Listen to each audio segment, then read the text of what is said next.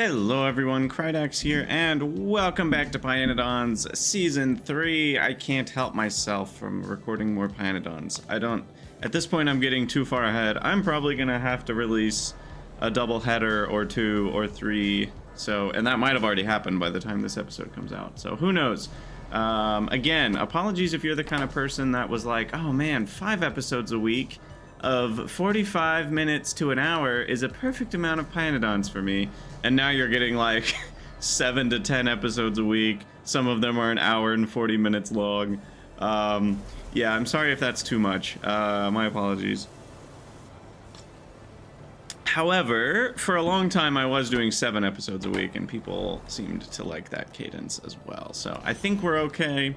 But yeah, I'm just having too much fun. So what's going on here? Oh, right, we're out of plastic. Sorry, I knew the answer to that. What are these guys doing? Oh. Okay, that's worse than I thought it was. Here, let's just fix that.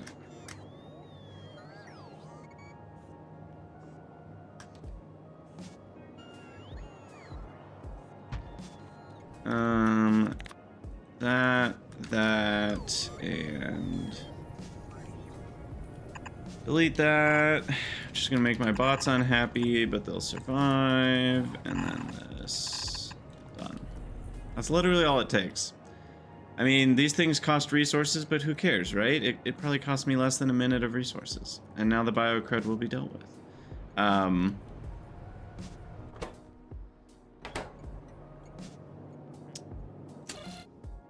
Okay, so what's happening here? We don't have ECH. Oh my gosh, are you serious? Krydax. Alright, well, I made a huge mistake here. I forgot to measure the ECH.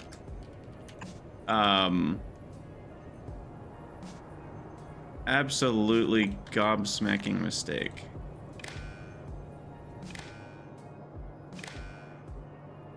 Oh, that needs to be on a different color, maybe red.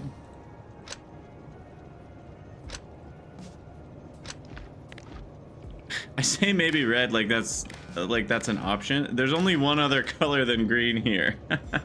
Yeah, because we're already measuring the... Oh, that's going to a power pole. Okay, so wait, what am I measuring? I don't even know what's happening. Let's be perfectly honest. That's measuring oleochemicals less than 200,000.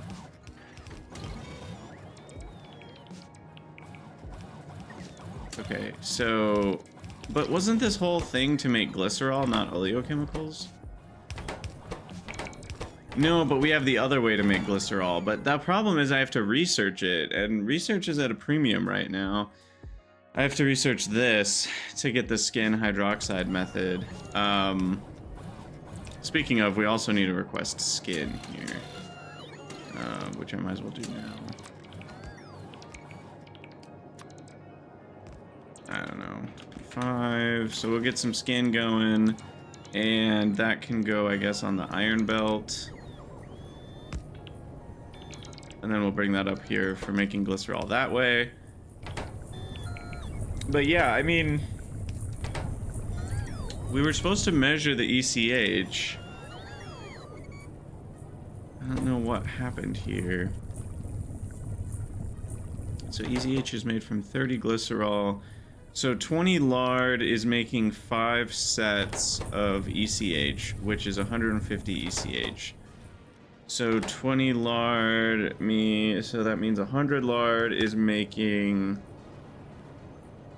750, which means 1,000 lard is making 7,500.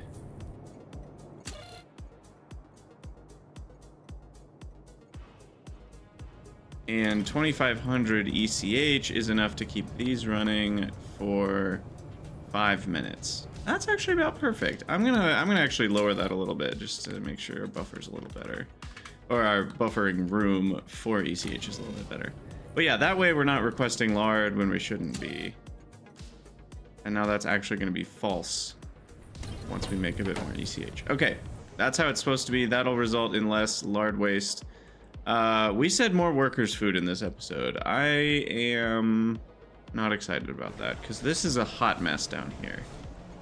I hate everything about this. I think I'm gonna let bots just rule the day down here pretty soon. Yeah, I think that's what I'm gonna do. Because then things aren't as bad. Now starch, we should just make this somewhere else, right? Like starch we use often enough that I feel like we should have a production area for it. Sodium sulfate, powdered Ralasia, and fiberboard. Okay. And fiberboard, we soon will have a better recipe. I'm making it in a lot of places, but mostly here. No, fiberboard is on trains. Okay. Fiberboard is on trains. So why don't I just make... Yeah, this feels good. Okay, so this is sometime... No, 10 lard... Wait, what? Another? Ooh, all the green fluids require lard, etching solution, and ECH. I guess the ECH itself doesn't require the lard, but anyway. So this sometimes... Where's the...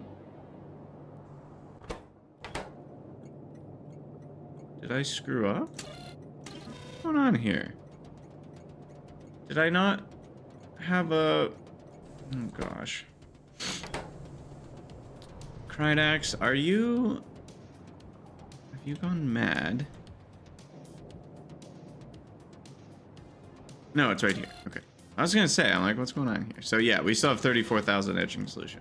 Once that drops below 30,000, then we add 1,000 more lard. Okay. Anyway, for this, we are going to add in... I want to make sure we have 114. I still have 30 stacks available for Ralasia. Because it's... and sulfate.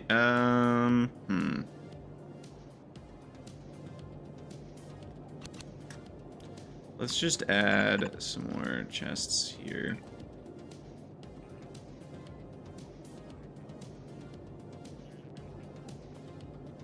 Actually, I can do that now. Haha! That is where I feel like I'm okay with Bob's adjustable inserters being the way they are. Because it's like, it's not the speed here that matters. It's just the ability to fit things in nicely and allow yourself to use corners. Extracting from corners is very nice. Lubricant. Where's that going? Cermet? Yeah, we need lots of cermet. Okay, so then we're gonna also request, what was it? Ralasia seeds.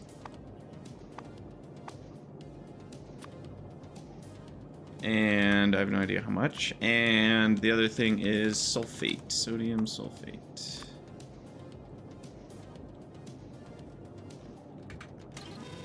Okay.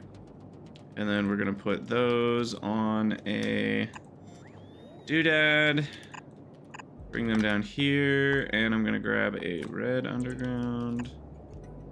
Oh, it goes across the whole thing. Oh, I'm in love. Oh no, but there's this giant power pole perfectly in the way. Oh, that's actually hilarious. Okay.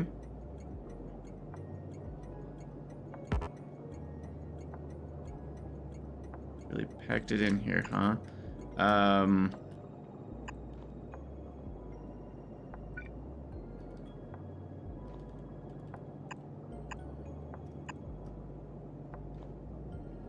Okay, this one's gonna need to be a red stop, or red underground.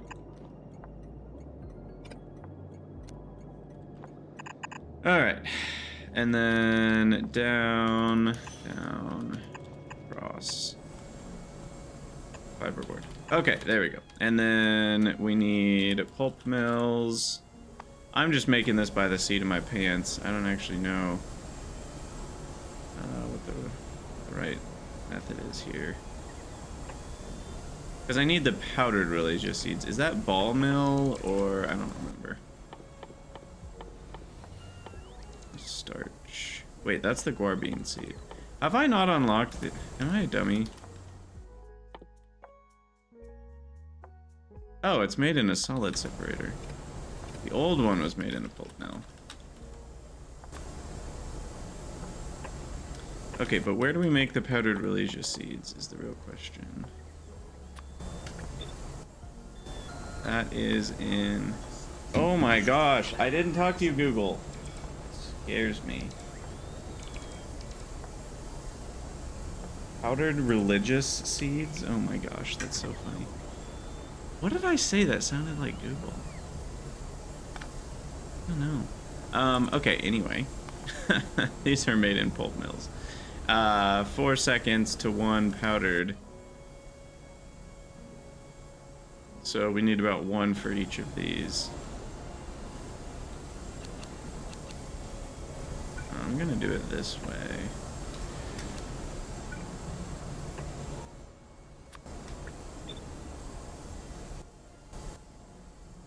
Can we get prod in these?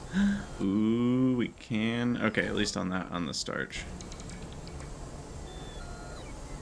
Alright, so then the fiberboard and the Ralasia. Have this one go. Man, I'm still worried about the chlorine. How have we not caught up yet? That feels worrisome to me.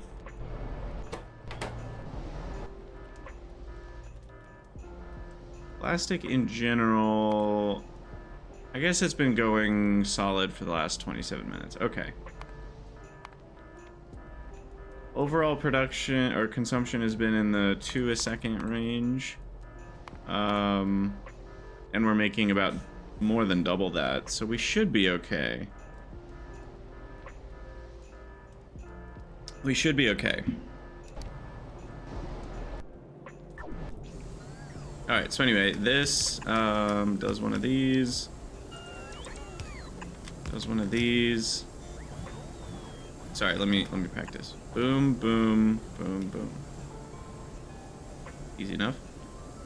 Though that is slower if I don't also do that. Or no. This. Yeah, I don't know.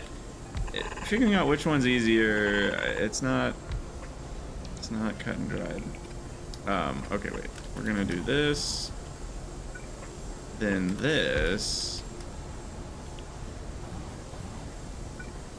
No. Hold on. I'm smart. I can figure this out. Okay, that one. These both pull from the belts onto there. I guess if I'm smart, I don't need to pull from the belt. I can just put the Ralasia seeds on their own thing. So the Ralasia seeds, look at that, they're already filtered the way we want. Oh, but we need to do split filters, Ralasia seeds and sulfate. So we're gonna need to pull from both either way. Okay, and the fiberboard is on its own. Yeah, but then that means we need to pull.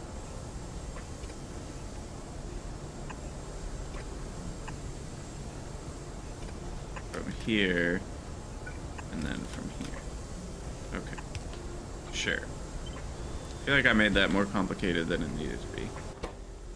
But it'll work, it'll make starch, and this is already full.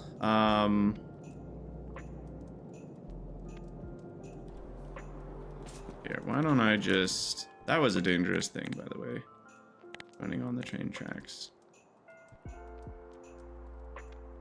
Where is that, by the way? I have no idea where I just was. Right here.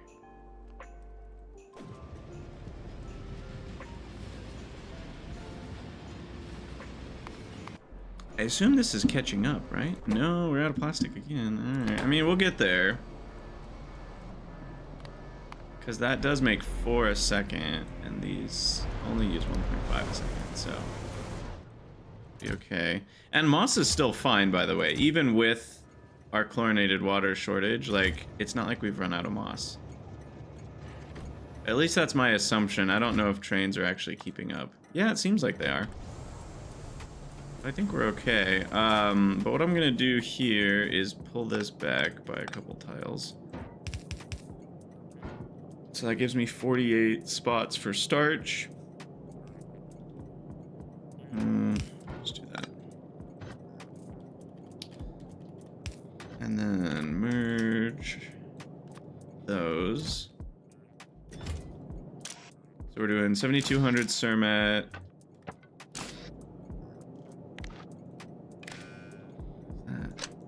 Next to there. Copy this. There we go. And then 7200 fiberboard. That makes 144. And then we have like 60 for starch.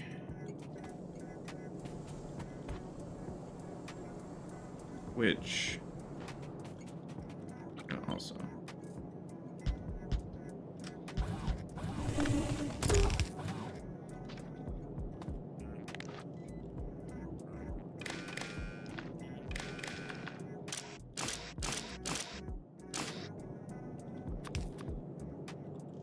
Okay, there we go. And then I'll just do this, and then this right here. Measure that. This will be the starch. Coming out here. Go under. Go up. Go over. Alright. Problem solved. Nope, not even close. The good news is, Krydax is not punished for not paying attention. Don't you love it when that happens? Don't you love it when I'm never punished for making huge mistakes? We have a super trasher already, so I don't need to worry about the biomass. That's really funny. I have no idea what got into me there. Okay, there we go.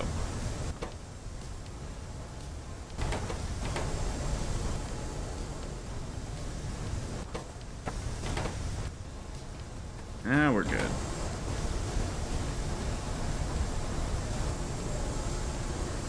Sweet. Okay, so now I've got starch taken care of. I don't have to worry about that. I can just request it on trains. Super nice. Is there... Yeah, I was gonna say, I'm like, I don't remember doing this. That is just another 72. Yeah, because 3 is another half of 6, so... Let's just go with, like, 6,000, though. Okay. Cool, so starch is done. That makes workers' food a little bit easier to manage. Because now I can just request all the ingredients on trains and use bots to bring them. So, and I think I will, because we've already got this going on. Problem is spoilage, but we should be doing decayed first. So we've already got a channel 1 situation going on here. So why don't I just add another RoboPort here for channel 1. We'll do another building for workers' food. We need another one of these for not channel 1, by the way, which can be here. No, we're gonna need space for more train stations. Put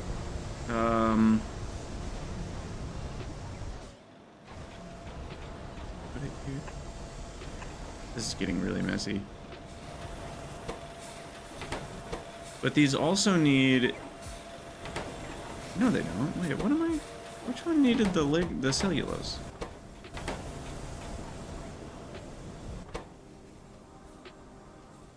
There's Valk food. Valk food needed the cellulose. Okay.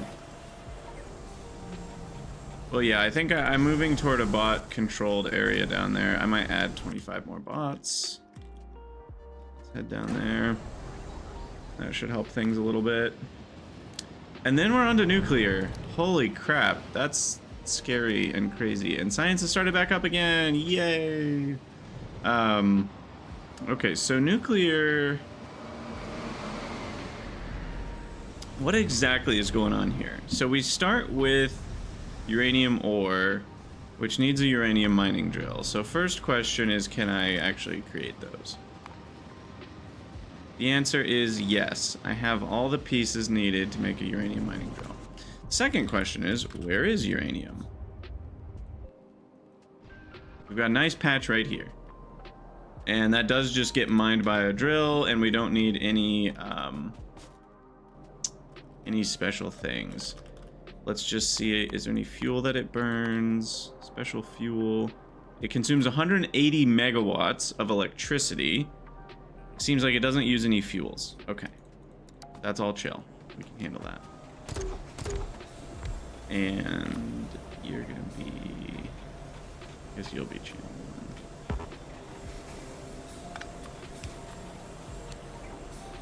1. Okay. So feed a few more bots in here. We can do prod on workers' food, which is very nice. And then that'll be blood, and then that will be water. Which one's thicker? Ha ha ha. Sorry, that's like not even a joke. I apologize immediately for what I just said. All right, and then we're gonna do a requester for these, and a provider as well.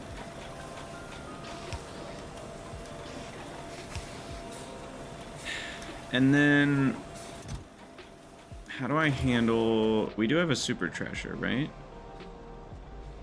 We have 2 separate trashers for biomass and jerky. Okay, so then do we have requesters for biomass and jerky? No.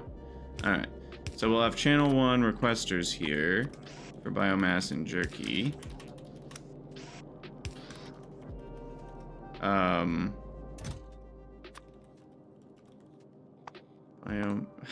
Bio crud. Sorry, I keep calling it the wrong thing.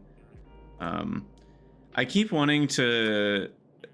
When I think about biomass, I think compost. And that's what keeps happening to my brain, is I think that's compost. And then biomass, I don't know. It just seems to fit in my head. Hold on.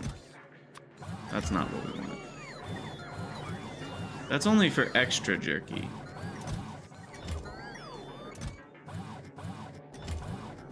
Because something spoils into jerky? Guts spoil into jerky. But we're also using jerky. So we need to have... Oh gosh. Can I easily measure... I think I can. I can measure contents. And this is gonna... Oh gosh. Stop, stop, stop, stop, stop, stop. No! Stop.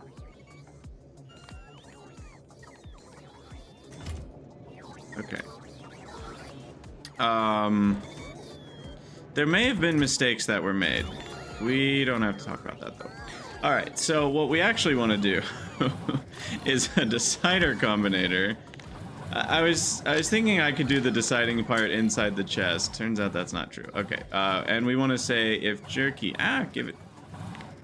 If jerky's greater than 500, then we output 100 jerky as the request that we set on this guy. Okay, there we go.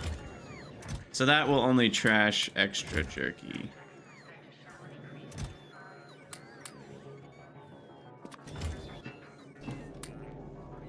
Okay. And I don't know what's going on here, but that needs to be bigger. And,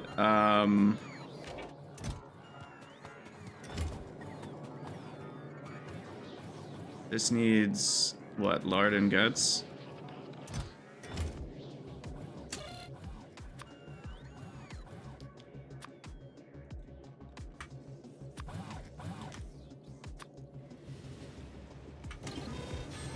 I think 40's okay. That's not that much spoilage.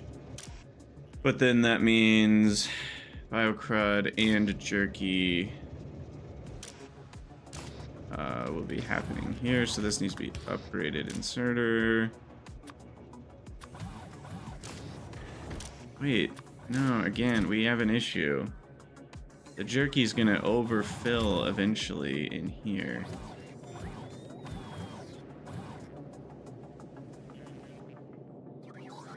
There's no easy way to handle that, except with another inserter. Oh,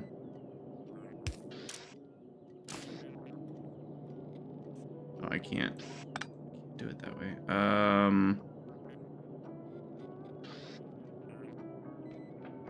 Shoot. Here, I can move this. There we go. I can do a diagonal inserter. The cursed method. You're only enabled if jerky is greater than 600. Okay. Alright, well that helps a little bit with that chaos. And now we've got guts and lard available, and I think we're close to having everything we need here. Is this on channel 1? No. What's the craft time? 10 seconds. 6 there. We'll do 10. Okay, so I'm just missing skin and starch. It's because we're not requesting starch, so that's easy peasy.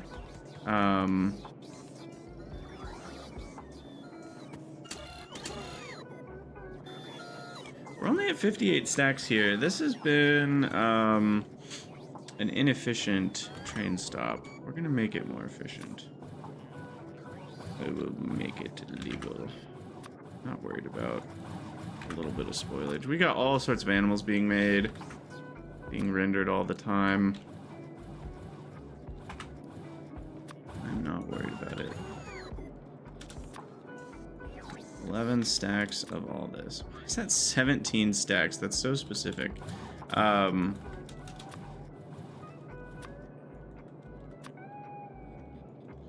I will keep the lard a little bit lower.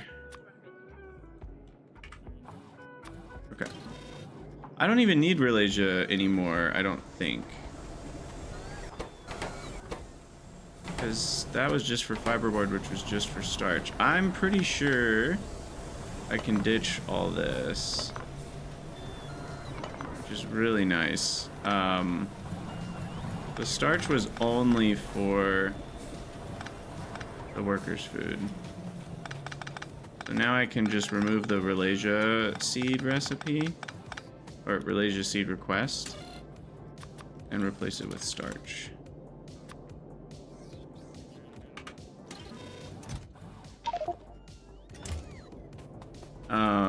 Let's find where I put those though. Funnily enough, it's just across the train tracks. Just across the river bend. We need to trash something. Boom, boom, boom. Some random trits. Yeah, we'll get rid of them.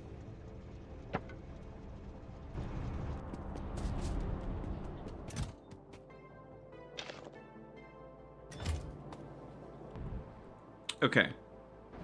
Is that it? Are we done? Maybe?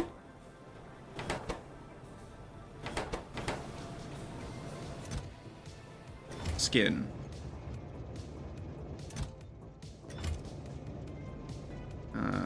This thing. Biomimetic skin. Ooh. Fancy words. Also a double train load. Was that intentional? I sure hope so.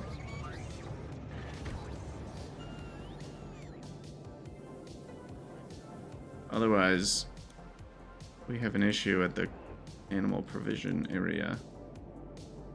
These are all hooked up, right?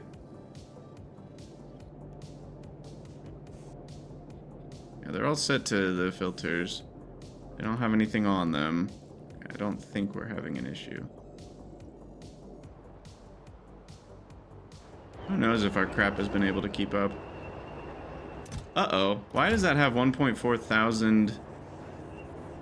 Oh, I know why. That's why. Well, hey, we got lots of Xiapho coming down the pipeline. Haha. Yikes. Yikes, yikes, yikes.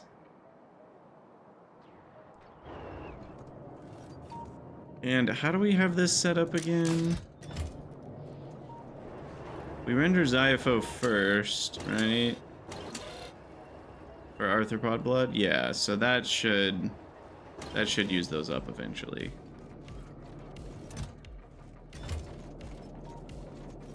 These 48 stacks of 50 is only 2,400, so that's almost the full chest worth. Okay, that's a lot of arthropod blood. Anyway, back to workers' food. We're still waiting on the starch, but I feel like, yeah, I was gonna say it should be here soon. That was being made really fast. Okay. So that should be it for workers' food. And then that goes into that, and then we need a requester for workers' food. On channel 1.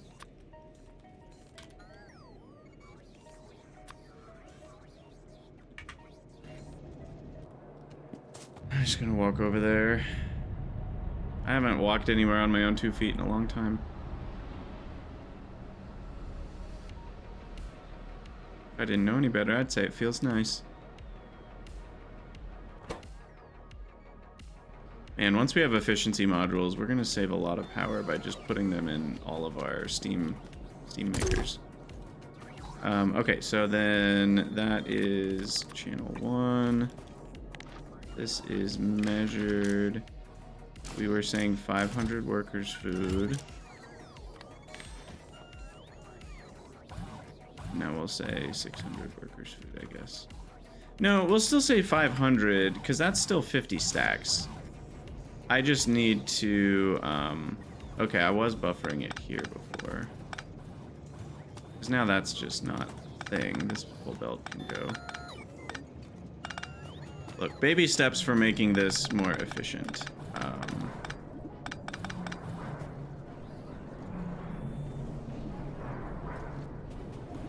We don't need the workers' food to be on a belt anymore.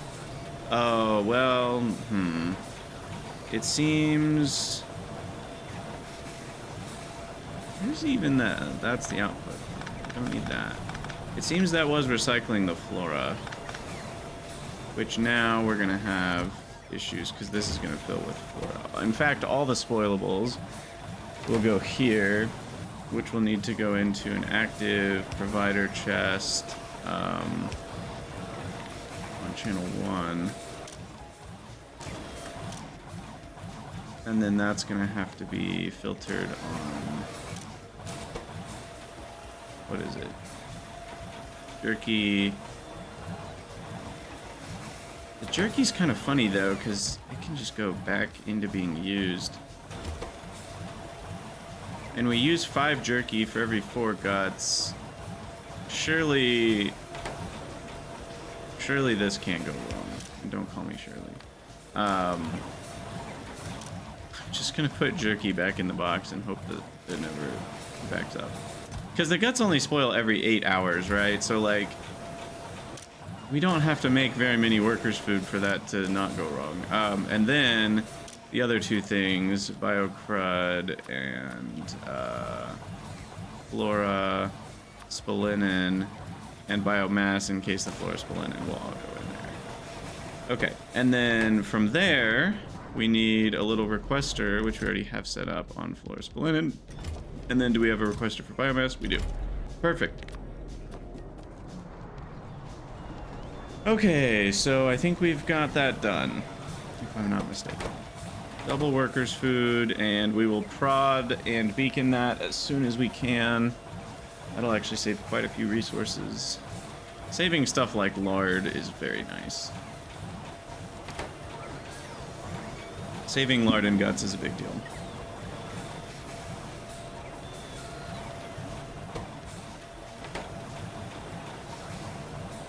Wait, it still doesn't feel right. Where's all this going? Per second, 0.2. I guess that's only 1.6 ore per second. If each of these makes 8 ore, That's just not as much as I think it is. Yeah, I mean, workers' food is in high demand.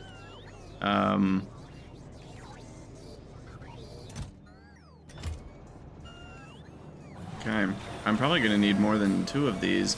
Though with modules and beacons, and when do I get automated factory 2?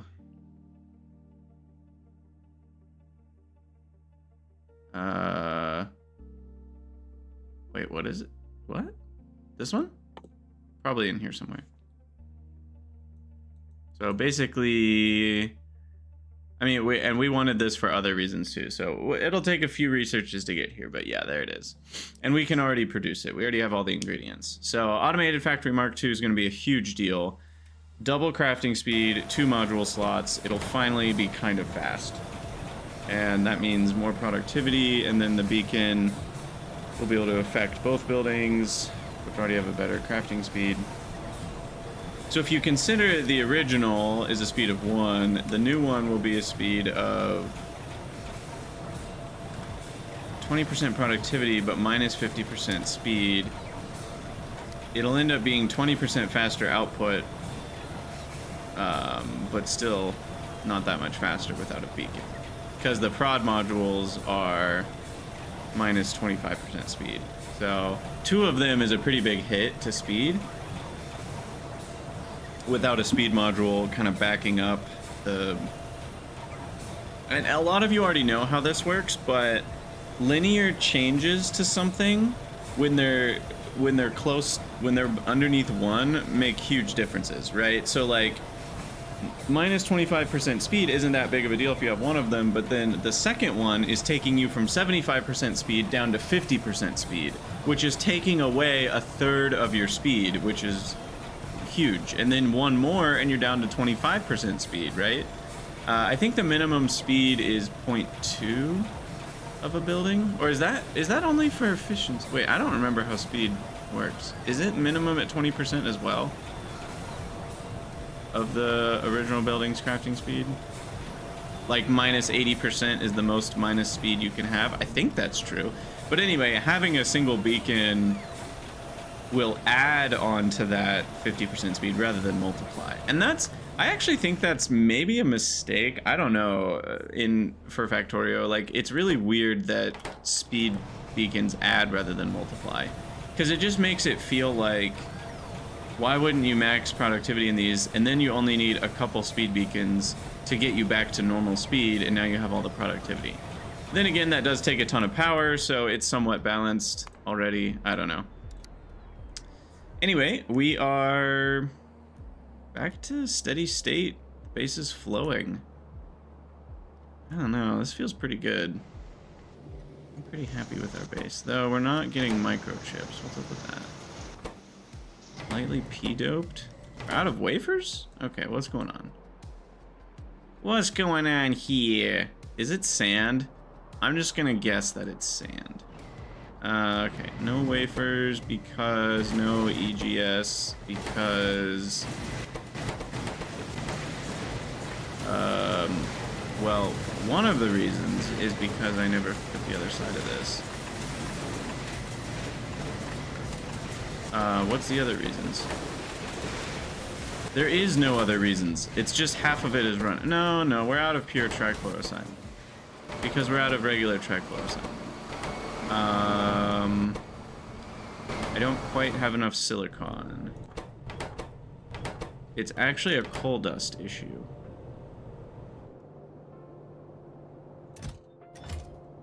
Okay.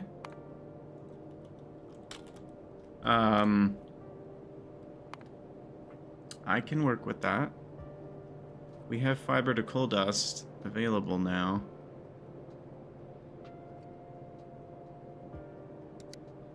So should I request fiber and do that here, or should I provide coal dust at the fiber production location? I already am doing that. What am I talking about? Rydax has already thought of this. When do I get the wood processing unit? Oh, we need saw blades. We need saw blades yesterday. The only thing is, I will need to make the saw blades. like immediately. So I need to have the production ready to go. But that's just small parts and steel. Oh, that's easy. That's super easy. Okay, crazy thought. Is this a better way to make iron oxide? Like late in the game? Probably not, but it doesn't need nitrobenzene. That's so funny. I can make iron oxide with some steel, some copper, and some iron instead of iron and nitrobenzene. It's actually possible that it's cheaper to make iron oxide this way and just burn the extra saw blades. I know that sounds like a crime of some sort, but it's really funny. Anyway, I think we're pretty much ready for this. I just need to research the turd, and that will help a lot with this.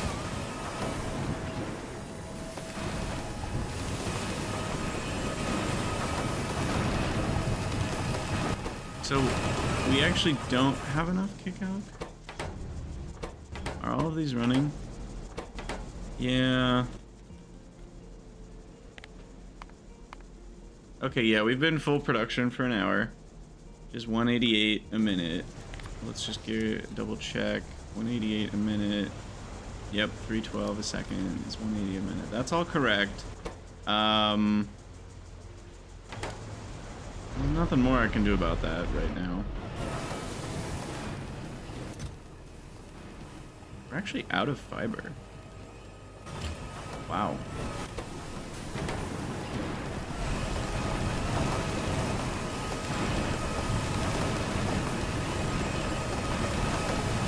Huh.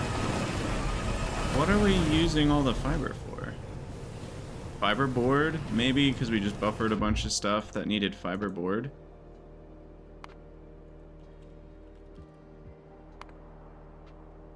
Yeah, fiberboard is more than one fiber per fiberboard. I will have this research soon, which will help. There's so many researches in early ChemSci that are a big deal. Like that one's maybe not a huge deal, but I'd still say it's a big deal. That's a lot of fiber savings that we get once that's done. Certainly, it's not nothing. But yeah, all the starch that we're buffering is going to cost us a lot of fiber.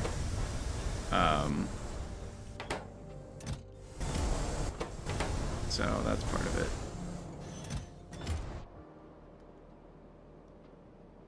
Okay, so back to looking at nuclear. We were kind of distracted by something. All right, we're going to need leaching stations as well. I've never seen that building. A leaching station is no big deal, and it's already unlocked. What is it for? Titanium pulp, I guess? It's the only other recipe I've unlocked other than uranium stuff. Okay, so we leaching station plus some sulfuric acid. No big deals. So far, this is all just normal metal processing stuff. Then we need an extra. We need iron ore dust, which is a little annoying. So iron ore, we can go into processed iron ore. I'm pretty sure iron ore dust is what it boils down to. Is that true? Yeah, it all boils down to iron ore dust. So I could just export some of that from my iron location. It would be more efficient to ship that on trains. I can't remember if iron ore itself is an ingredient in anything. Arsenic. That's it. And a weird unslimed iron recipe. I'll probably just export some of the iron ore dust for this. So then... okay, so we'll have that coming from iron, and then that makes... Also, can any of this do prod? We can prod that, but that doesn't really matter, because that's the ore mining. We'll probably more do efficiency than anything. And we already have 50% prod on mining by default, so adding more prod doesn't have as much of an impact. Okay, so then this one can have productivity, which is probably a good idea to have more fuel cells. These decay in 50 minutes each. So once we have the yellow cake, we only run this recipe when we're ready to get more fuel cells. And then we immediately process... Which one do we get extra of? We get extra of the 238. What does uranium-238 decay into? So uranium-238 will decay into uranium oxide, which later we can turn into a variety of isotopes. But mostly, it turns back into 238. So uranium oxide is kind of a stable... Oh, no, it's not stable. It only lasts 24 hours, and then it just turns into ash. Okay, I mean, that's fine. I don't care too much about that. So then we've got our stable fuel cells that don't decay. We will need a breeder reactor, which we then run to produce, and that just exists to produce depleted cells. And then the depleted cells, we add some hydroxide, sulfuric acid, and that gets us antimony phosphate. We then add some antimony oxide and some phosphoric acid, all to get a solid antimony phosphate and a Purex concentrate. The antimony phosphate plus some hydrogen peroxide gets us plutonium peroxide and an antimony phosphate too. So these two are currently being unused, I think. Then we add some ethanol, which I don't think I produced yet. Did I produce ethanol?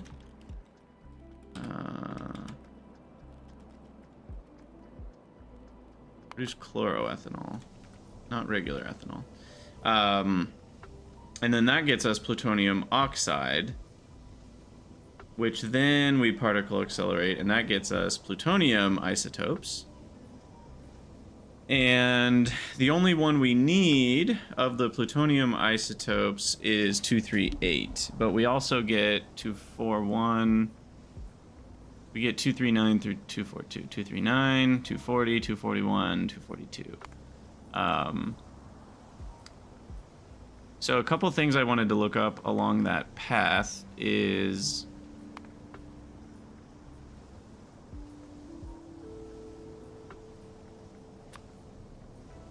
Wait, which was the one?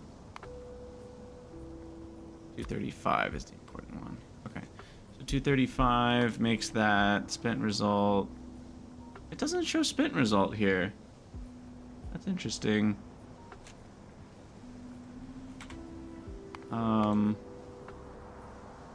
What's it actually called? Depleted, not spent. Yeah, that's not a thing. It's weird, that recipe doesn't exist. Maybe it's unlocked by something? I don't know. Anyway. So that makes the antimony phosphate 1. This makes antimony phosphate. What's the Purex do?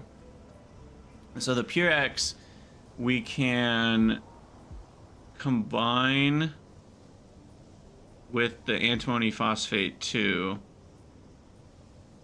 This is clearly made to be part of this loop. So 2 antimony phosphate 2 to 1 Purex, so the ratios are perfect, plus some plastic, gives me some extra plastic. No, it uses plastic. It actually gives me back some antimony oxide, and it gives me a ton of phosphorus acid. Cool.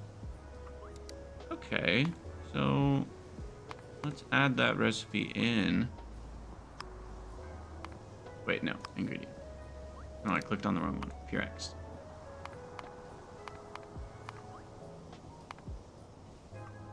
Later, there's some other thing, but for now, we've got this guy. And that... I don't actually know... What do I type in as the output? Phosphorus acid, I guess.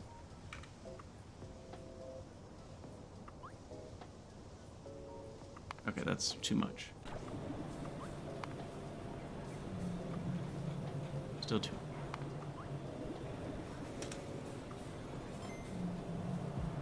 Wait, no. The nuclear sample is now not linked. Nuclear sample is the primary.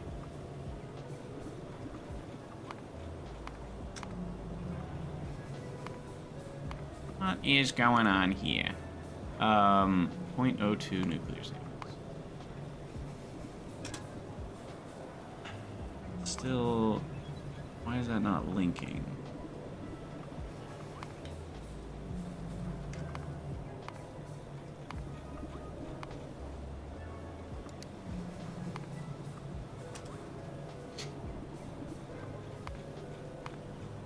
I forget exactly how to make this work the way I want, but okay. So the amount we need to type in here is going to be divide by 0.05 times 3.333. Roughly correct.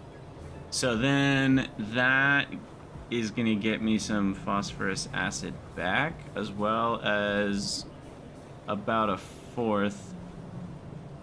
Nope, that's actually a third of the antimony oxide back. That's nice. That saves me some antimony oxide. It's basically free to do. It uses a tiny bit of plastic, but plastic is way cheaper than antimony oxide, so I definitely should do the recycle step. And the phosphorus acid, I think, yeah, that actually gives me back a large amount of the phosphoric acid as well, if I want to do it that way. But then we've also got the phosphine gas, which is kind of annoying. Oh, no, maybe if I do both. Yeah, I think I'll just do both to phosphoric acid. I think it might give me everything I need back as well. How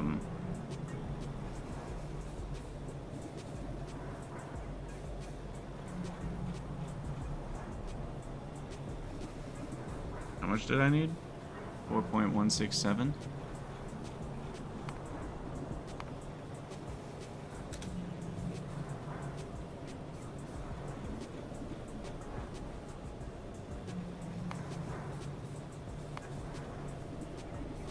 Now I have to get the ratios right.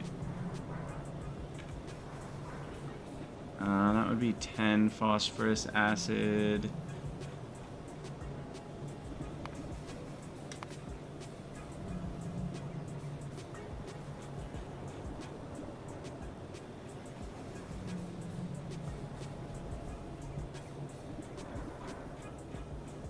And then we want to delete that.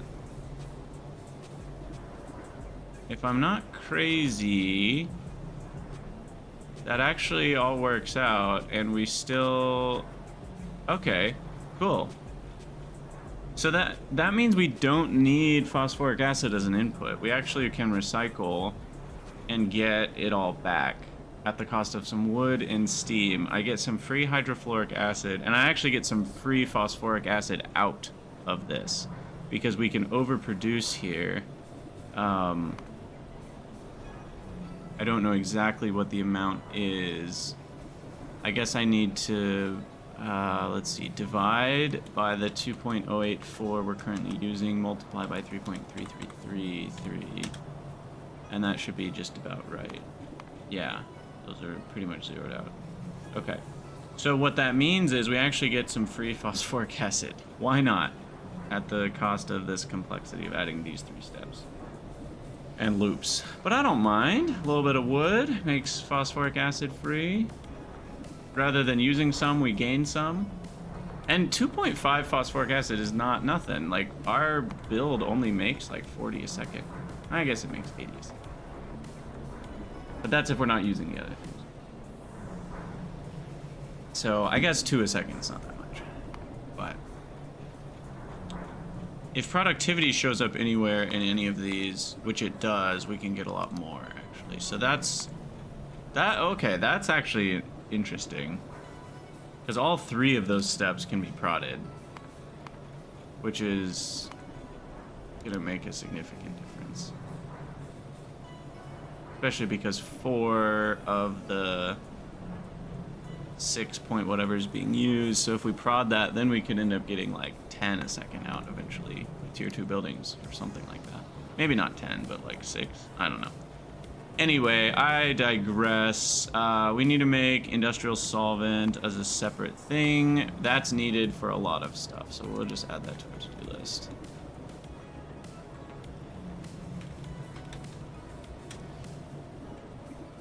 So industrial solvent and ethanol are the main 2 things I need.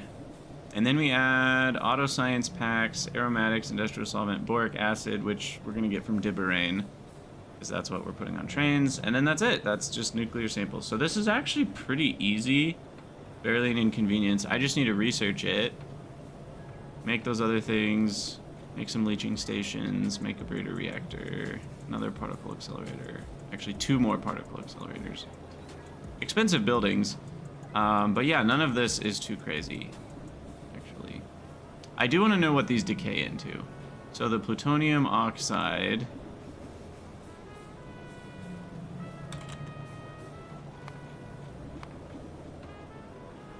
So that goes into all of these things. The 238 is the one that we actually use, but what are the others?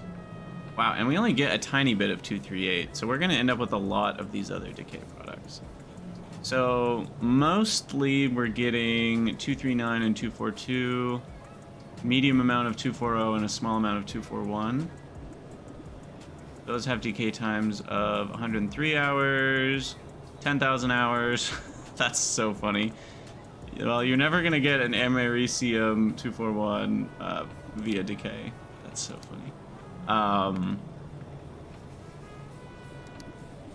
Okay, so let's work our way up. So is 239 used in anything? I already unlocked this. Oh, I already did nuclear research. Why did I think I hadn't researched this yet? Cool. Okay, I can already make this. So we can already do this. So the 239 decays in 400 hours, so I ignore that. Otherwise, it'd be nice. Man, wouldn't it be cool if there was a way to accelerate the decay? Maybe there is. Maybe one of these recipes represents that. Oh,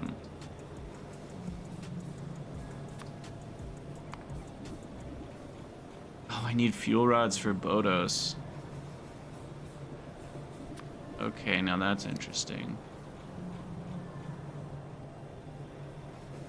And I just need them for some recipes later, but...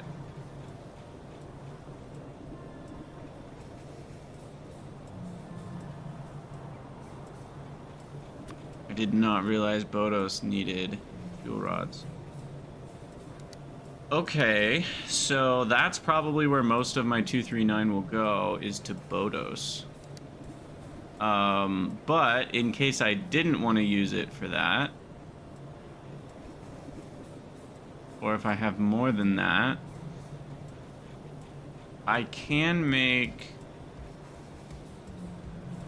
wait, that's 239 and 241. So the odds make the evens? Oh my god, what is this? Or the 39 and 40 make the middles make the outers? That I don't know if those terms make sense to you guys, but like in the numbers 39 through 42, 39 and 41 are the odds, obviously 40 and 42 are the evens. So the odds make the evens, or the middles make the outers, like 39 and 40 are the middle 2 numbers. Make the outer 2 numbers. And 238 is actually the useful one. So that one is actually probably, and we need 35 peroxide to make that, but that one might actually, wait, I said the middles make the outers, but that's not true. Sorry. It's the firsts make 42 is the outer, but then make a 38. So it's these two make this one and this one. Huh. So that's very strong, and we only needed to do that, we needed 35 peroxide. Do I even have neutron absorbers yet? Hold on. Yes, and yes. Okay, sorry. It consumes boric acid. What? That has a fuel value? Wait. Max consumption 1 watt. But that doesn't even have a fuel value. I guess it's the temperature of it is a minimum fuel value or something. Interesting. I wonder how much boric that actually consumes. Anyway, plutonium peroxide, 35 per unit of 238. What is this costing me? Because we need the plutonium peroxide here. And we're using 200 units to get 1.2 units. Oh, okay, hold on. So we can get way more efficient with our plutonium peroxide if I use 39 and 40 plus more of this to turn into 238 and 42. Wow. I love this. This is so fun. Okay, so what else can we do? So that's one option. We already know that 239 plus 240 is a better way to make 238. So we should do that with our 239 and 240. We're still going to have 239 left over because 53 versus 25%. So with that 239, we should make fuel rods. And lead containers are doable already. I hope we can productivity that research. Or that ingredient or recipe, whatever it's called. Anyway, because lead containers are expensive. So fuel rods are expensive. And 10 graphite's not cheap, but that's definitely the cheapest part of that recipe. Anyway, the other option was for 239 and 238, which will have a lot of extra. What's the ratio that we're getting currently? So currently we've got a ratio of 6 a minute extra. Would go with... Oh, never mind. We're actually not getting very much 238, relatively. What does 238 decay into? I've already forgotten about that, too.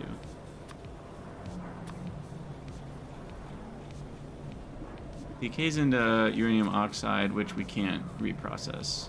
So that just piles up and turns into ash after 24 hours.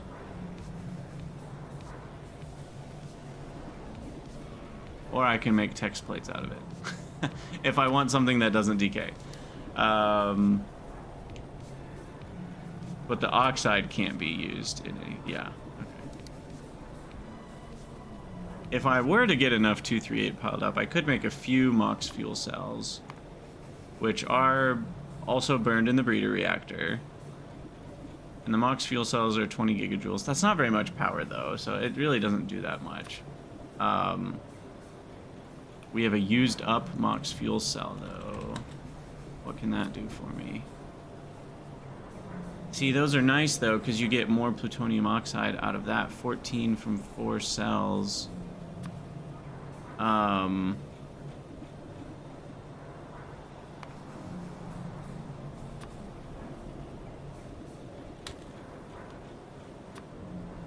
So 28 makes 2.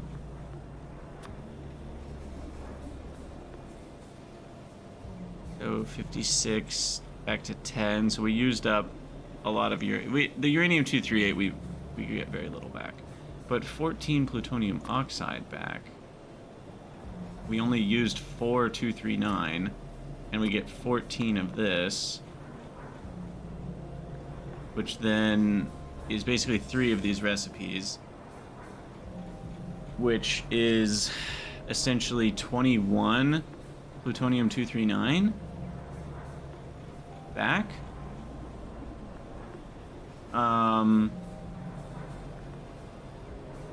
If I did that right, I think that's about, we'll call it 20 because it was 14, not 15. So that's 20 plutonium-239 back, which more than pays for the 2 that we used, or the 4 that we used. Oh my gosh. Okay, so that is a way to turn uranium-238, molybdenum, and niobium into all of the plutoniums. Because we more than repay the plutonium amount, for sure. What's the decay time on the 239? 400 hours, so that's nice. We don't have to worry about that one decaying at all. Okay, so that's all very interesting. We can also just turn 242 back into 241 and 239. That might not be worth it. I don't remember. No, 242 is another one we get the most of. And then it's the 239 and 240 that together make the 238. And even if that's a two-step process, that's still cheaper. Because that would be 70 units if it's a two-step process to turn peroxide into 238. But this is currently a 200 to 1 ratio. So 70 to 1 is better than 200 to 1. So really, this is the worst way to do it. Almost any other way to get to 238 is better. Or at least the two ways we've seen. I still haven't looked at... Okay, hold on. So 239... So the MOX fuel cells are the better way to do it, but they need a lot of 238. And 238... mostly comes from yellow cake right now. Until we have another way to make 238, I don't actually know if there's much else to do here.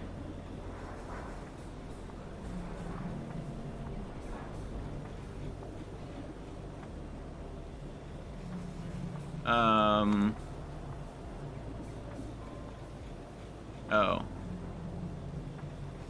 Hold on.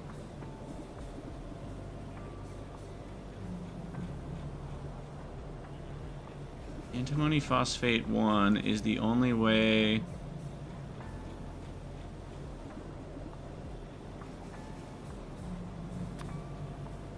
make plutonium peroxide, I think.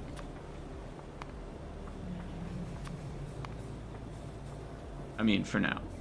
Later we get other ways. Okay, well, for now, we have to do this way, which is antimony phosphate. The only way to get that is antimony phosphate 1. And the only way to get that is depleted cells. I'm assuming these barrels aren't a thing. Let me know in the comments if there's a barrel recipe I should know about. So the antimony phosphate 1 comes from the depleted cells. So that's the only way to do it. And we already looked, and like the limiting factor on all of this was mostly the plutonium peroxide. However, we did realize that if we recycle, what was it, the 239 and 240 into 238 along with the plutonium peroxide, that uses less. We also found out that if we recycle, we can get a lot more plutonium, all of this stuff, because the plutonium oxide can come from used up MOX fuel cells instead, and that's self-sustaining if I have 238. The plutonium part is self-sustaining. If I can just add more uranium-238 and molybdenum and niobium, yes. But otherwise it's self-sustaining, which means I only need...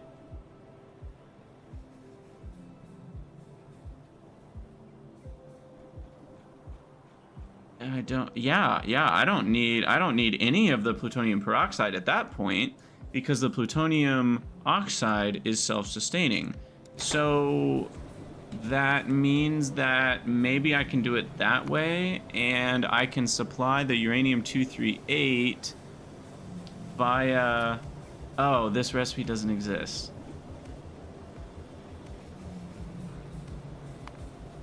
Is that correct? I just want to make sure something weird isn't happening here.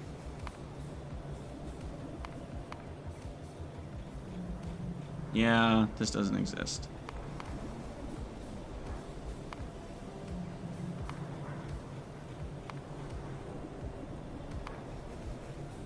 Okay.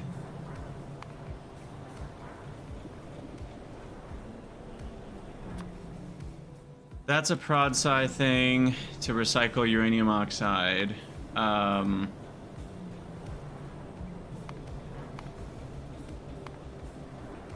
Okay, there's a lot of disabled recipes here. And then that's a pi3 thing. And then that doesn't exist. Okay, so for now, we can't do a MOX self-sustaining cycle. Because the only source of 238 for right now is the yellow cake.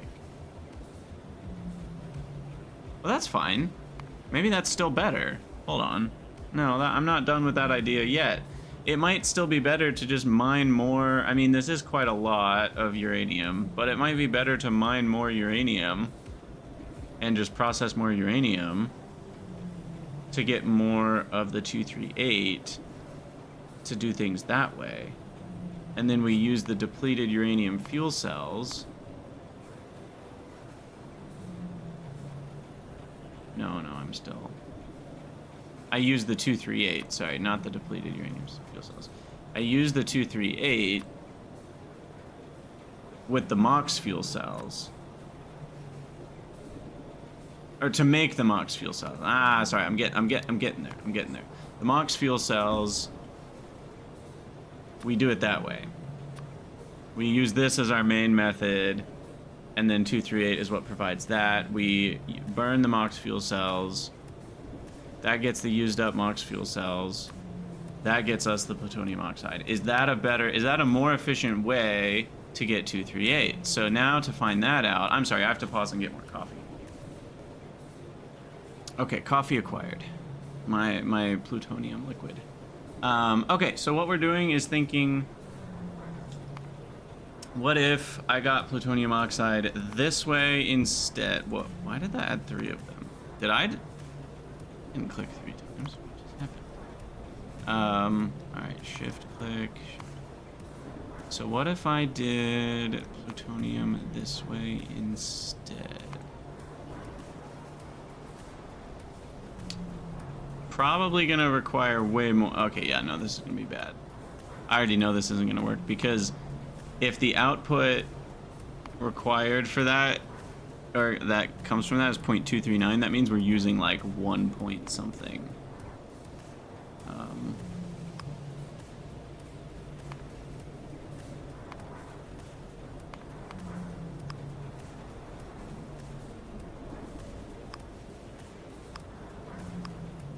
Uh-oh.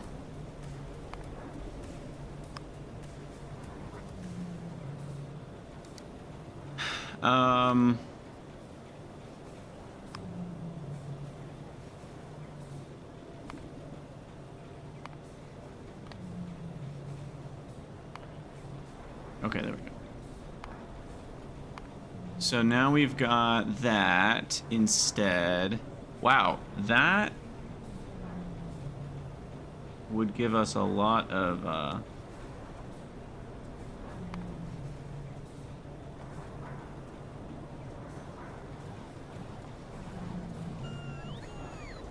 power, 3.9 gigajoules. Yeah, see, 1.3. Yeah, that's what I was scared of. That's just way more uranium-238 than I can provide. That's a crap ton of uranium-238. And what can be prodded in that? Can this be prodded? That cannot be prodded. Obviously, that can't be prodded. This can't even be prodded. This one can, but this one can't. So, overall, this is a good way to utilize whatever 238 we have, but it can't be the main way. Until I have a new way to make 238, that's not going to do it for me. And I think I'm better off... I mean, there's nothing else to do with the 238, so this would be an optimal strategy to include as, like, a small part. Like, if I put, like, 5% in here. Like maybe that is functional. Because, yeah, that uses 0.067. So, yeah, like we could supplement 5% of what we need in terms of plutonium oxide via MOX burning, which, funnily enough, still gives me more power than the other one, even at only 5%, which is crazy. And that's still not using up all of our 238. So this isn't a crazy strategy. We could maybe get 10% out of it. But is that worth it? No, that's not worth it. For 10%, it's not worth it, is my opinion. And 10% is actually too much. I get 9%. Yeah, 9% roughly. Savings, I don't think that's worth it, so I'm going to remove that for now. Remove that, and remove that. Okay.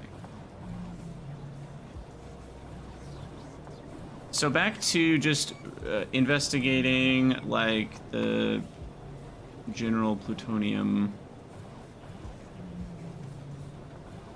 oxide stuff. So we already know 239s can do that. We already know we want to do we want to do this one as much as possible. 239 plus 240s make 238s, because that's cheaper in plutonium peroxide, which means we need less of all the bottom layer stuff. We'll call that step 1. We need less step 1 to do that. But then that will leave us with 28 of the 239s left over. So then we can do this one. 239 and 241. Still have 13 239s left over, but that will give us 15 of the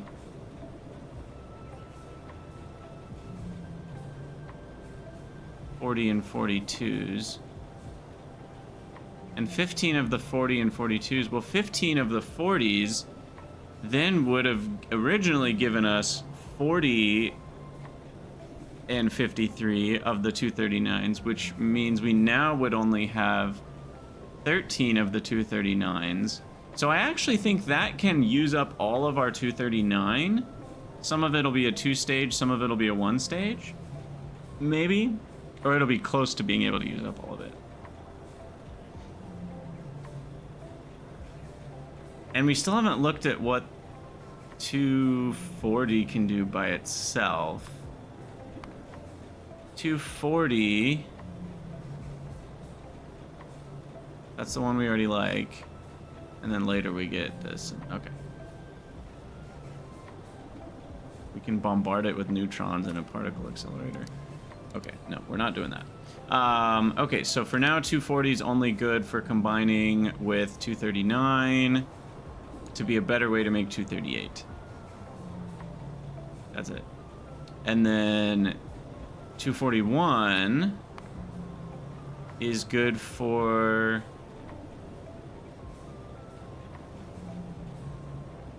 combining with 239 to make more 240s, or combining with 242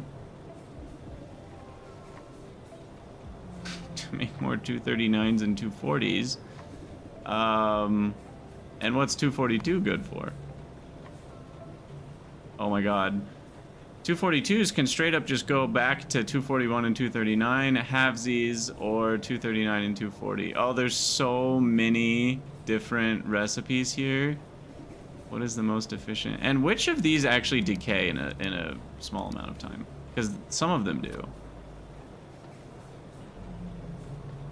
Okay, none of them do, except realistically you might see 242 decay once in a while. That is a real threat. 103 hours is possible.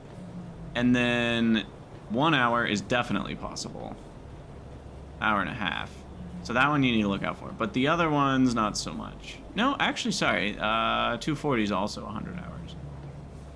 But 239 and 241, I mean, 400 hours is possible, but as long as you do decayed first and don't let it buffer a huge amount, you should be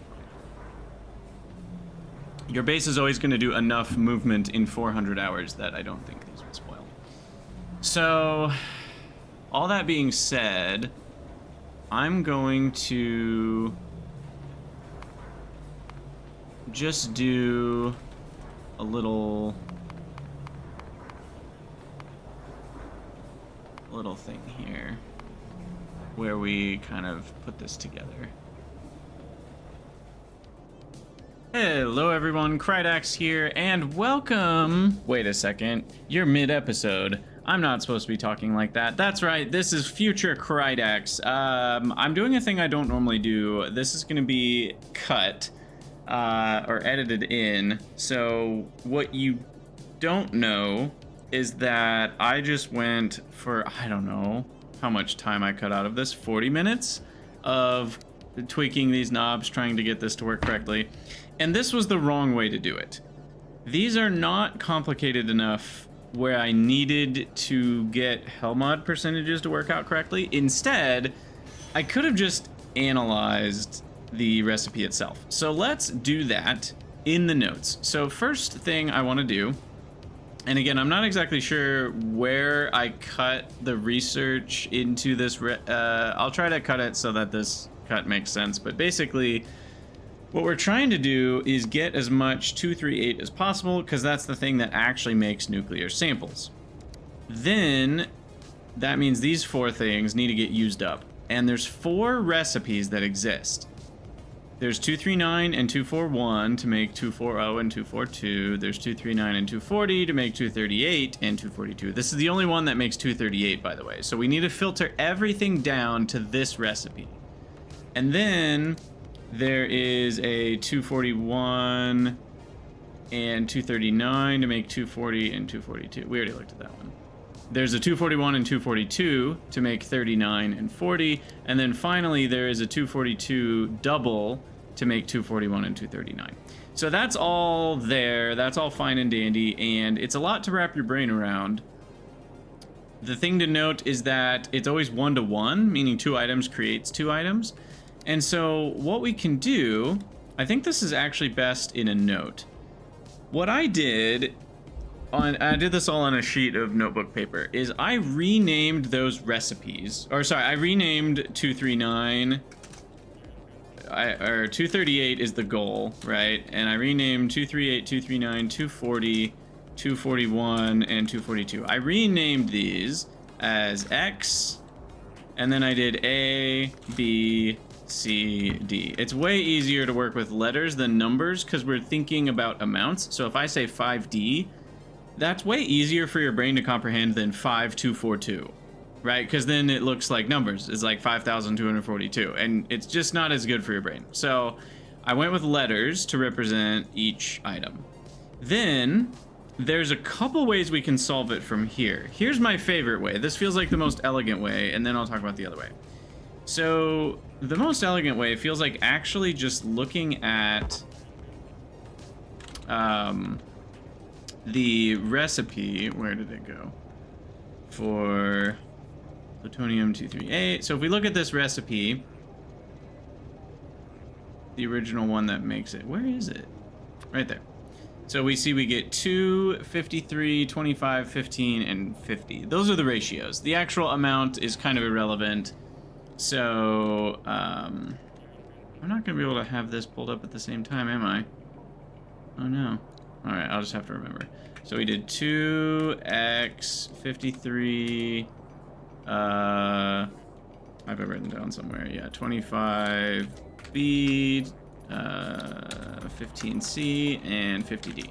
Okay, so this is the amount that the recipe makes. Then the last thing to look at is what are the different recipes that we can actually enact. So the recipes that we can do are 239 plus 241 turn into 240 and 242. I called that odds to evens or something at one point.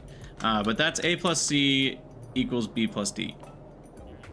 A plus C in gives you B plus D out.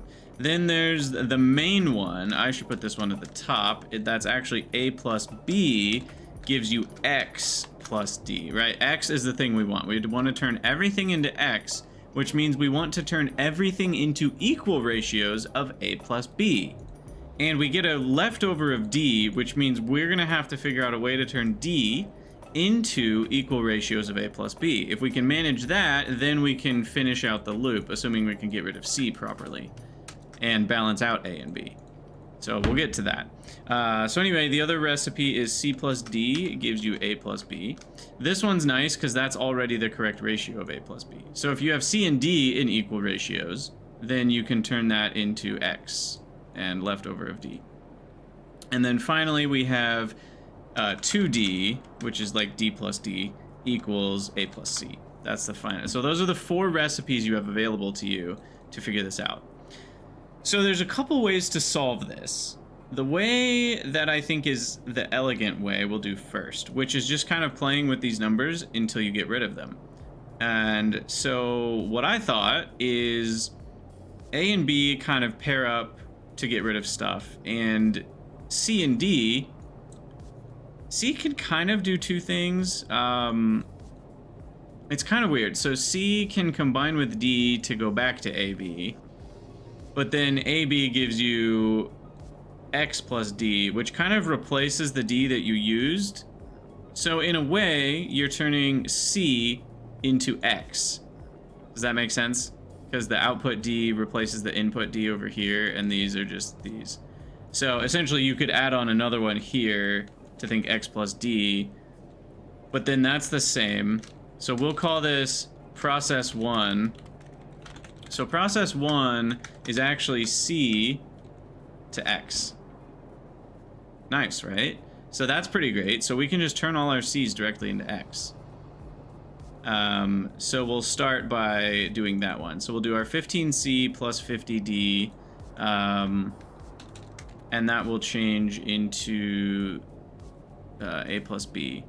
So then step 2 for all this, I'm gonna try to do this in columns. This is maybe not the best way to do it with this graphics, but we'll figure it out.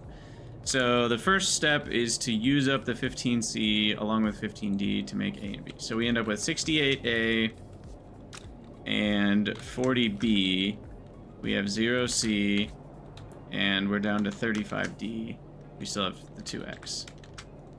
So that's kind of like stage 1. And now we're kind of jamming already. A and B together make the X and D. So now we just need to recycle the D into B is kind of what we want here, or a lot, mostly into B. We need 28 more B's to be balanced. So then how can you recycle D into B? Well, D can go into A plus C, and then that can go into B plus D, which then again, the D recycles one of those. So really, this 2-step process, which we can think about as process 2, is really just a single D to a single B, is the net result of that. So since we can translate D's into B's, we'll do process 2 for that. So then the next step, and again, I'll show you the other way I solved this as well, and there's probably even more ways you could solve it, but this is the way that I solved it. So then we said D's can turn into B's with process 2. So using process 2, which essentially adds to A and C, and then we go to B and D. Should I do this one step at a time? I don't know if it really matters, because I'm just going to add 28 to each of these, but then subtract 28 from each of these. Add 28 to this and add 28 back to that. Although, I guess I don't have enough D's initially, because I would go negative on D's here, which is kind of interesting. But it loops back on itself, so that's fine. Anyway, so we add the 28, so we are at 68B, 68A, and 7D is left, and we're at 2X. So then finally, we use up the 68, A plus B. Or wait, no, what did I say? We still need process 3, so. Because we know how to turn D into B. So process 3 is turning D into A's. because we don't have a way to turn D into A. So it's the 2D to A plus C, and then we do the C plus D to A plus B. So we kind of add in an extra D here. Put a star next to that, that's an extra. And then the C plus D goes to A plus B. So we have this A, which didn't get used, plus this A, so we get 2A. It's 3D to 2A plus B.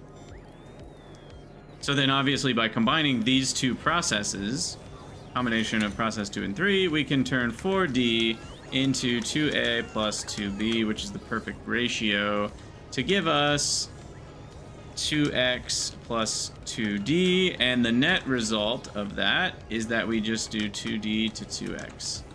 So we can turn d into x directly with this process, which is a little complex because you've got a single of the process 2 happening plus a single of this process 3 happening, and then that needs to be processed into the other thing. So it's a lot of steps, but it works. So then this 7D, well, I guess we start with the 68. So 68 will go to 70x, 0A's left, 0B's left, and then whatever, what's 68 plus 7? 75 D's. So there's that step, and then finally we have our D to X, and we end up with 145X. So this is solvable without calculators, without craziness. We have 0D, 0C, 0A, and 0B left. Now the tricky part though is how would you plug this into Helmod? Right? Like you'd have to break down each recipe pretty carefully. We could do it more carefully than I just did and measure how many times did I run each recipe for this. But here's where we can use a calculator. So what I did, before I actually solved it this way, I solved it a slightly less elegant way, which is just turning it into a system of equations. So what I did is I represented each of these recipes with a letter. So I represented this recipe, and I just wanted to use letters that I hadn't used other places. So I called this L, M, and that kind of looks like an I. I'm gonna change that from L to like N. No, I don't want to use N and M. We'll change it to G. So we've got G, M, H, and P. So those are what we're gonna call these recipes. Then I thought we can represent the amount of A's we have with an equation.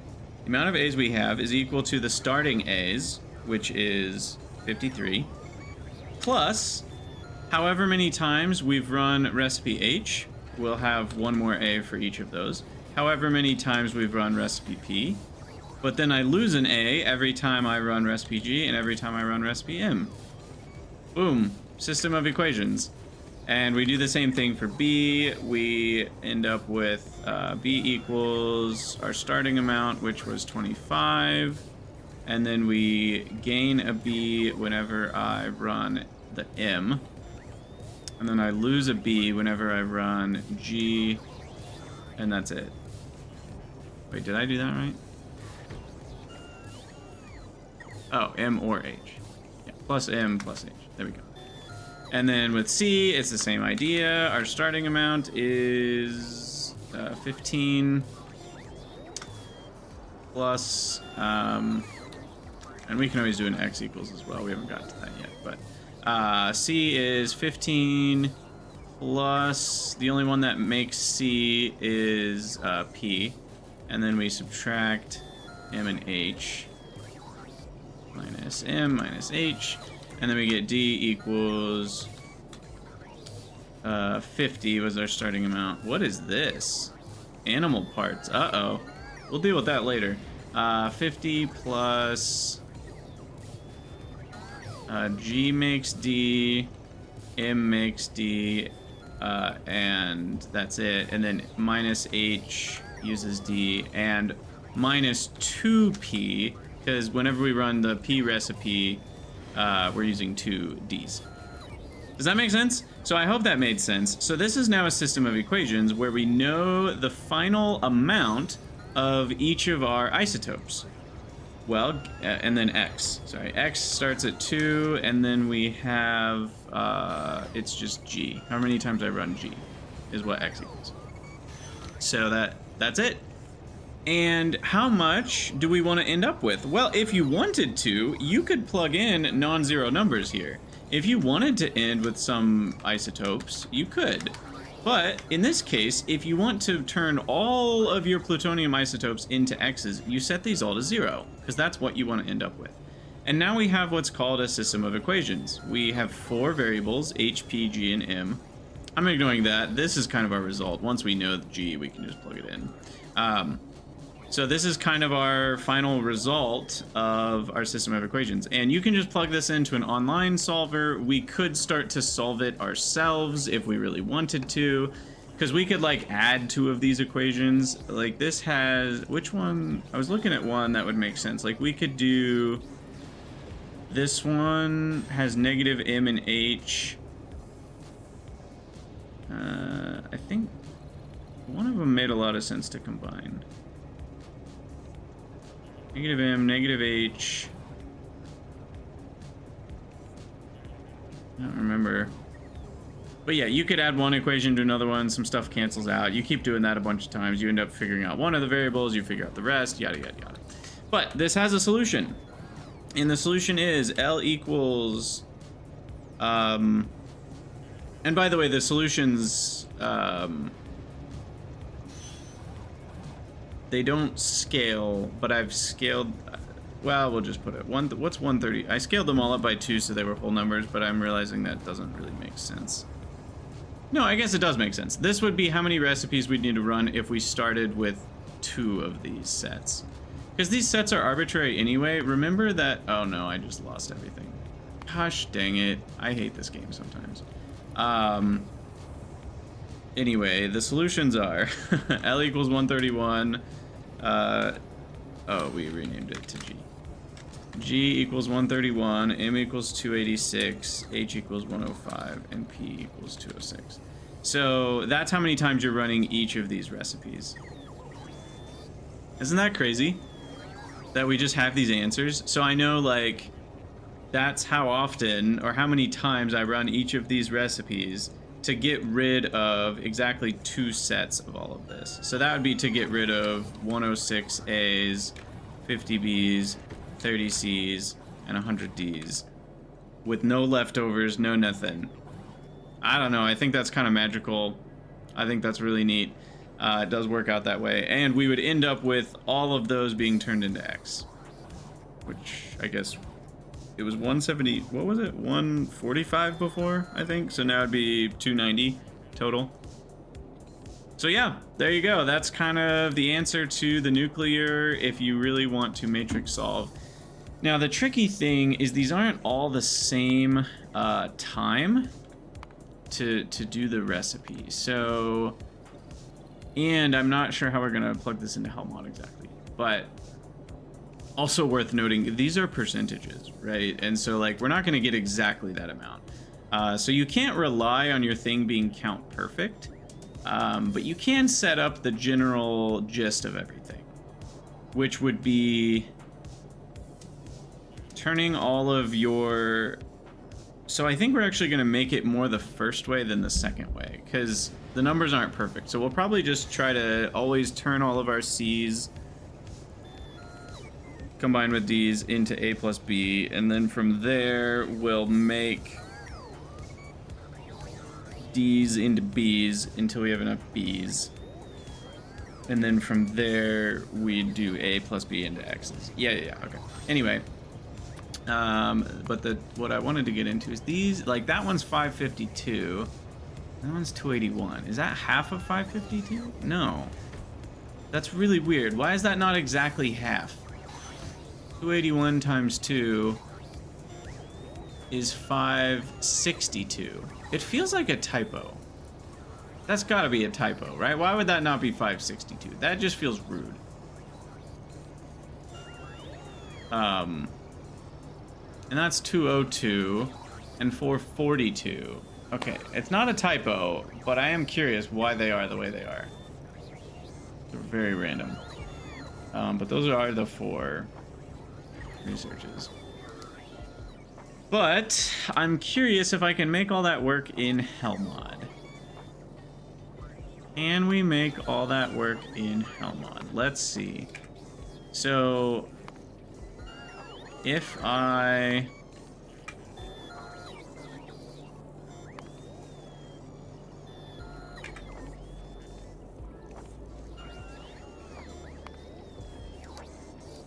let's see, 100 divided by 3. So now we've got our numbers here. Let's see if we can somehow make this work. So I said the first step we wanted to try was turning... Oh, but see, I don't know how many times it'll run afterwards. So we turned all of our C's plus B's. I'm gonna see. Are these in order? No, that's also it goes 3, it goes A, B, C, D. So we wanted to turn all of our C's into C plus D. We want the C plus D, that's this one. So we use up these guys. Okay, that was step 1. And then we said step 2 was trying to turn 28 D's into B's. So that was the 35 is the D's. So we wanted to turn these, and the way you turn D's into B's was starting by turning them into A plus C, which is that one. Am I doing this right? Which then just turns into B plus D. Yeah, so we do that, but the percentage we want to be 35. We want to do 28 of these only. So 28 out of 35, and then as a percent. So that's what we do there. And then we turn those... Wait, what is this? This is A plus C. Oh, but then we do the A plus C recipe. Yo, we got this. We got this. I have faith. I have faith. We do the A plus C recipe. And then that gets us to... We don't want 82.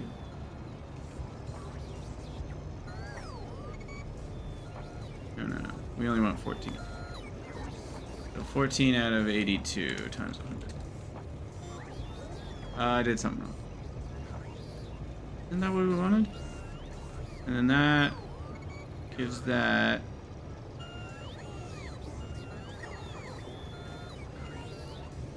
I turned 28 into 14. We want to turn 28 into 28. So this needs to be exactly double that percent. There we go. And now the 242 loops back around. Okay. No, I've still done something wrong.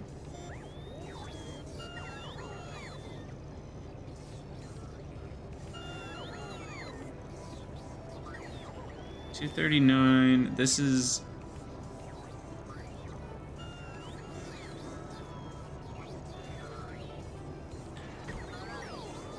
We wanted to turn D's into B's, and we needed 28 more B's, right? And D into B, we go to the A plus C, which is this, and then I use the A plus C.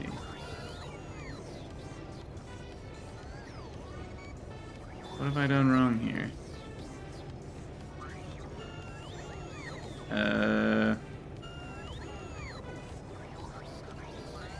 Oh, this needs to be doubled. Sorry, I doubled the wrong one. I think that's the mistake I made. Yeah, okay. And now we divide this by 32.781 times 100 times 28. Divide by 100. There we go. Now we're cooking with gas. Okay, look at this, look at this. And then finally, we can turn 68 plus 68 into all those. Look at that. There's the 70 units of 238. And now finally, we just need our patented D to... This one's also not exactly right. Why are these numbers off? 1680. 900. Where's that extra one?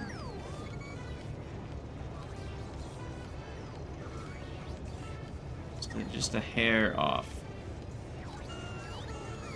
I think this is slightly too high. I think that's probably supposed to be 24,800. Divide by 24,803 times 24,800. Nope, that made it worse. Divide by 27.997 times 28. Feels slightly wrong. Very annoying. Alright, I'm gonna ignore that. Okay, we got this, we got this, we got this. Okay, so finally, we need to run this one. We need to figure out, what was the process again? To turn D's into X's, we start by... Okay, let's restart, actually, for our own sanity. So this is where we were in a good spot.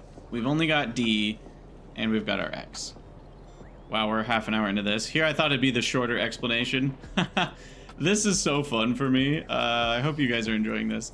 And if you, oh, by the way, if you want to see the part I cut for time and ridiculousness, I literally was just playing with L1 numbers for maybe over half an hour with very little understanding going on.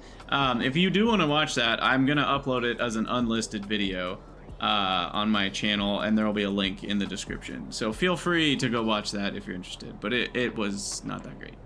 Anyway, so for here, see, the problem is we're gonna only end up with half of this producing X. The other half comes back as D. So we end up with this recycling amount.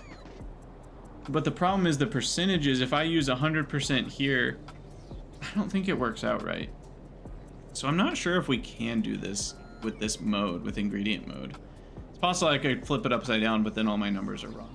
So for now, let's just try it. So we know we want 50% to be the 2D.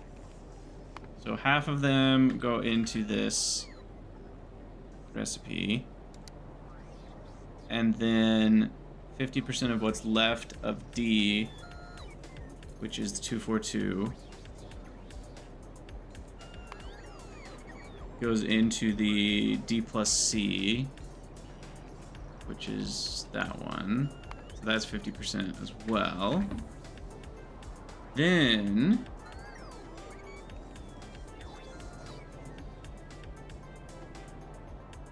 oh, I need to make sure. Yeah, no, that's right. I think. Now we've got, yeah, 37.5 of A. And B is half of that. So now we need to turn D's into B's, which the method for that is D to A plus C. D ingredient to A plus C, which is this one. Then A plus C to B plus D. This one, but we're using up the C's, which is 241. Okay, why are those numbers wrong? 100%. The D's get used up to make A plus C, half A plus half C. Then we want that A plus C to make B plus D. Oh, we need this to be 200%. Perfect. No, not perfect. Why is that not perfect? Because this needs to also be 200%. Wait, they both need to be 200%? I don't have that many.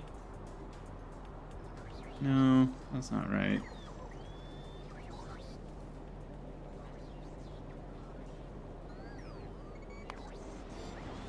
Doing something wrong. Is this one supposed... Ah, I didn't mean to hit X. Well, that's fine. Was this one supposed to be the... but on this.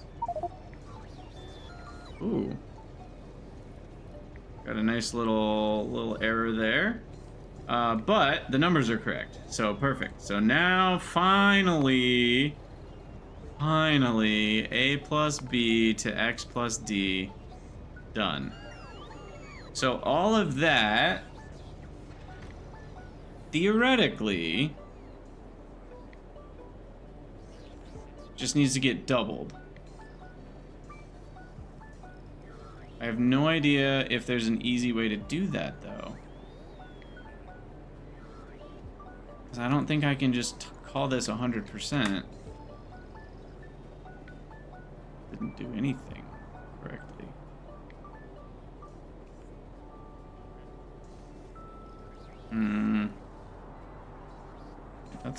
Is that the one that I had on 50%? Oh, this one, yeah.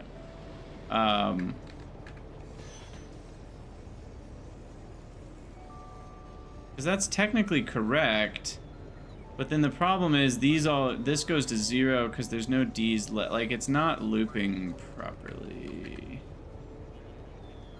So like I know in my head that everything from here down, these last 5 are doubled. I know that these should be doubled, but there's no way I can plug that in Helmod, unfortunately. That is a bummer. As far as I know, I guess there might be a way to do it. I actually have an idea, because these are using 242. So what I could do is I could add exactly 37.5 242 into the input.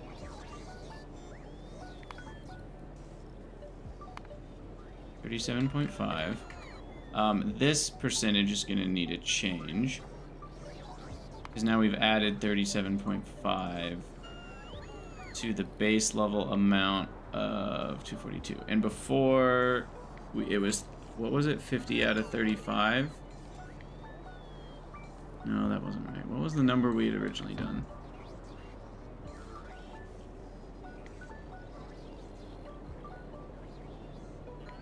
This wasn't... What was this number? This was the A plus C to B plus D. Wasn't that initially 15? Or no, sorry, this one. The double... That was turning D into B. That was 28 out of 35. That's only 80%, so then we doubled it. So it's 28 out of 35, but now that 35 is really 35 plus 37.5. Bear with me, this is all gonna be correct. And then times 2. And then times 100. Thought that was it.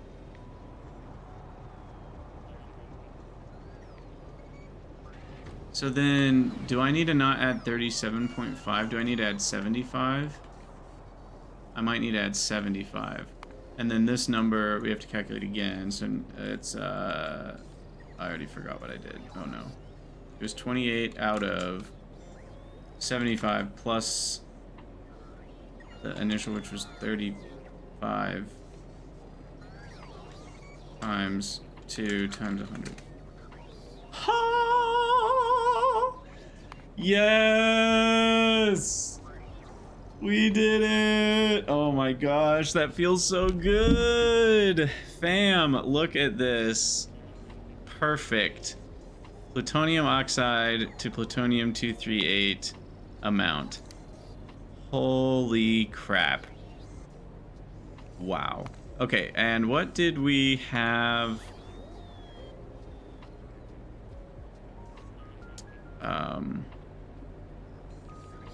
Without the recycling, it's crap. 0.3, you know, we get 1/120th. But with the recycling...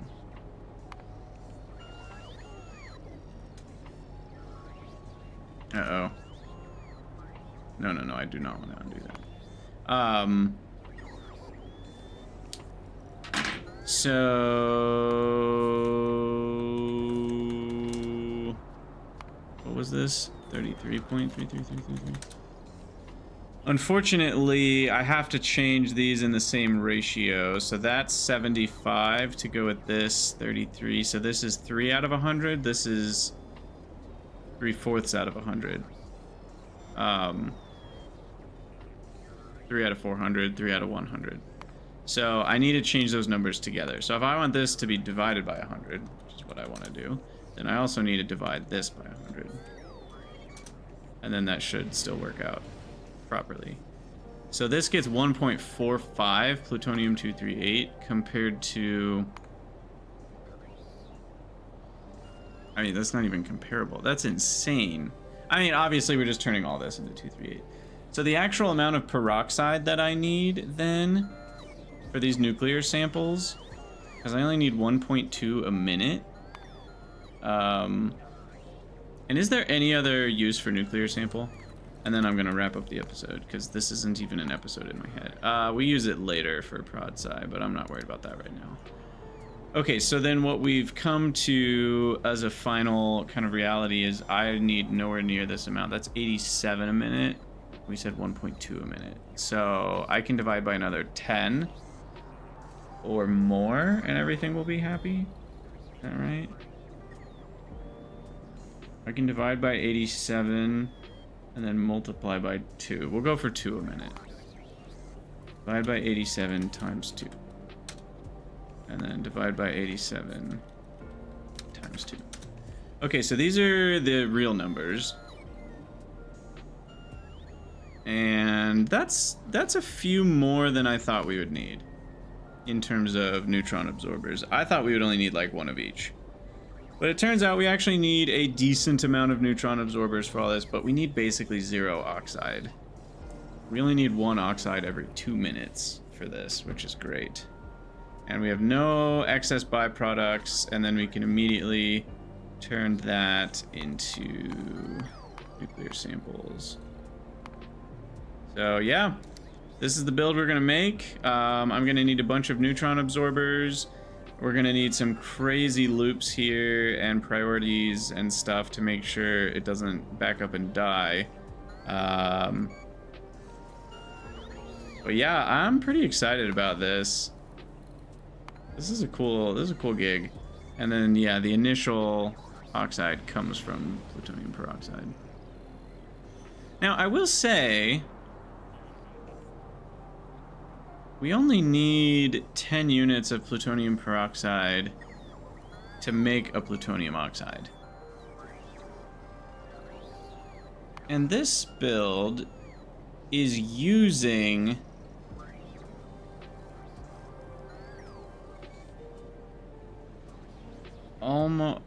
it's using 2.9 plutonium peroxide. And it's not actually making that much more nuclear sample. Because we're spending so much transferring isotopes into each other that we almost might as well have just spent the plutonium peroxide on the original. Like, that's not that much savings. Some of these might not. Now, that's the thing I forgot to investigate. Is it all of this even worth it? Oh no. Obviously, doing our initial A plus B into X plus D, like, that's always going to be worth it. Because that's just way cheaper. But all the other steps might not even be worth it, to be honest. There is something really satisfying about this, though, so I might stick with it just because it's cool. All right. Well, I need to call it an episode there. So again, sorry for the cut and the weirdness. I just was like really not happy with how I had handled it. I just messed with, basically I was messing with these numbers trying to get it all to balance. And that was not the way to do it. A more analytical approach, whether it's through a system of equations or kind of the first way I showed you where we just looked at the numbers and worked them down to 0. That was a much better way to do it. Writing it all out on paper helped me a lot, so... All that to say, as always, thank you guys for watching. Let me know what you think in the comments, and I'll see you all in the next one.